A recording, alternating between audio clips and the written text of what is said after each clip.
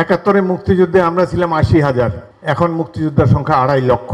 এটি আওয়ামী লীগেরই কৃতিত্ব দিতে হবে তাদেরকে। যখনই সময় পেয়েছে আত্মীয় স্বজন 14 গোষ্ঠী যাকে যেখানে পরে ঢুকিয়েছে। এদের জাতীয় সংসদে শেখ হাসিনার আত্মীয় ছিলেন 34 জন। 300 জনের সংসদে যদি 34 জন তারা থাকে তো বাকি পাবলিকের জন্য কি রেখেছে তারা? তাই আগস্টের শহীদদের স্বপ্ন বাস্তবায়িত হয় নাই।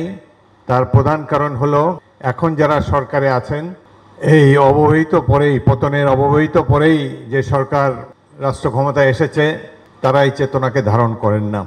তারা কখনো শেখ হাসিনার এই 17 বছরের অত্যাচার নির্যাতনের বিরুদ্ধে কেউ কোনো প্রতিবাদ করেন নাই। একমাত্র ডক্টর আসিফ নজরুল মাঝে মাঝে 2-4টি কথা বলেছেন। বাকি এখন যারা উপদেষ্টা রয়েছেন, কর্তা ব্যক্তিরা রয়েছেন, এমনকি প্রধান উপদেষ্টা ডক্টর মোহাম্মদ ইউনূস, দেশ বরেণ্য ব্যক্তি, আমরা সকলে তাকে শ্রদ্ধা করি, হাসিনার দুঃশাসনের বিরুদ্ধে একটি কথা কখনো বলেন নাই। বাংলাদেশের জনগণেরও দুর্ভাগ্য, এই দেশ বীরদেরকে ধারণ করতে পারে না। এখানে যারা উপস্থিত আছেন শহীদ পরিবারের সদস্যবৃন্দ, পরিবারের সবচেয়ে উজ্জ্বল রত্নকে হারিয়েছেন।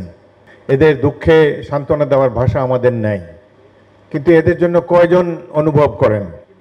কিছুদিন আগেই আমি টিভিতে দেখলাম যে শহীদ আবু সাঈদের পিতা বলছেন তার বাড়িতে অনেকেই গিয়েছেন সমবেদনা সান্ত্বনা দেওয়ার জন্যে, কিন্তু টেলিফোন করলে তার টেলিফোন কেউ ধরেন না। এটি হলো প্রকৃত বাংলাদেশ।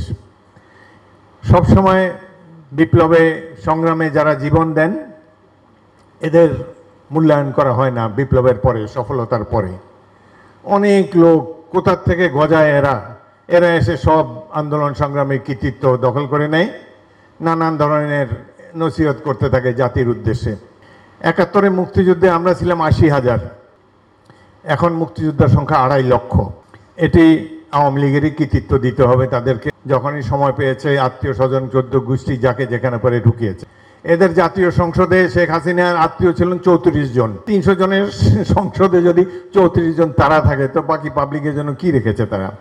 লুটপাটেও মাশাআল্লাহ ভালোই চালিয়েছেন। লুটপাট করে ঠিক 2 দিন আগে নিজের বংশের সবাইকে বলেছে এখন ভাগো, পিট্টান দাও। একটা শেখ গোষ্ঠীর কাউকে ধরতে পারেন। এরা হলো ঝানু লুটেরা পার্টি। 1971-এর যুদ্ধ ছিল মহান স্বাধীনতার যুদ্ধ। এটি ছিল সাধারণ মানুষের যুদ্ধ। এই যুদ্ধে নেতৃত্ব দিয়েছে সৈনিকেরা এবং ছাত্ররা। প্রথম স্বাধীনতার ঘোষণা দিয়েছেন তাকে অখ্যাত মেজর বলেন, চট্টগ্রাম ক্যান্টনমেন্ট থেকে মেজর জিয়াউর রহমান।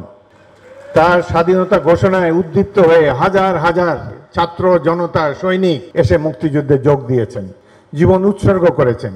এমনই এক যুদ্ধ যেখানে মানুষ জীবনের পরোয়া করে না। যে ছাত্রটি একটা রাইফেল টাচ করে দেখে নাই কোনোদিন, আমরা তাদেরকে 1 মাসের ট্রেনিং দিয়েছি, দুর্ধর্ষ মুক্তিযোদ্ধায় পরিণত হয়েছে।